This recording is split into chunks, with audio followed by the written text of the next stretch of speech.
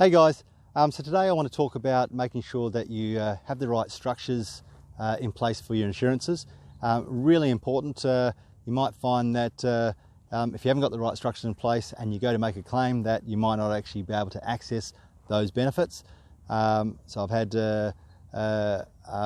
people inquire about insurances, saying that they've heard from a friend or they've known someone that has had their insurance in super, for example, with an industry fund, and they went to make a claim and were not able to access their insurance. So really important that it is structured correctly and that you follow a strict process, because the last thing you want to do is think that you're covered and then go to make a claim only to find out at that time when you really need it that you're not able to make that claim and not able to access the money that you thought was coming to you to help you out financially, to make life easier for you and your family. So really important that the structures are in place correctly.